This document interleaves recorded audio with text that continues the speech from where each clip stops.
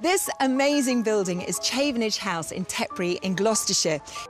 This is actually known as Cromwell's room. So this is where he actually slept, in this bed? This is the bed he slept in, but it is a contemporary bed with that period, and it could have been the actual bed that Cromwell slept in. And of course lots of other really interesting people probably slept in this bed as well. Well, the problem is that in living memory, no one has ever slept in this room because it had this kind of haunted feel about it.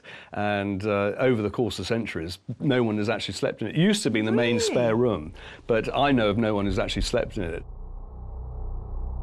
If you come into this room, there's an atmosphere you can feel. I don't know if you can feel it now. It's quiet, it's very cold. It's always a very cold room anyway, but even in a kind of hot summer's day, it is a cold room. And the story, the last major ghost story of this house was that we were filming here and there was wires and generators all outside coming through.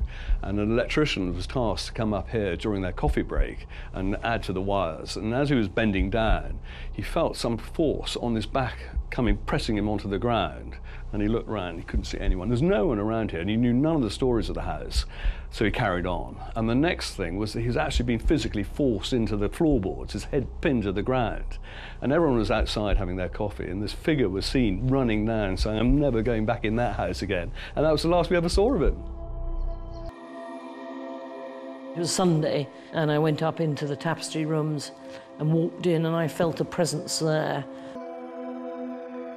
My grandmother had that room exorcised, and she did a belt and braces job by having a service performed jointly both by Church of England and Roman Catholic priests. It was here that I had my first real experience of a ghost, because when I was very young, when I was about 8, my first camping experience was literally just here, about 5 feet from the house. And a friend of mine was camping, and we woke up very early, as you do when you're camping.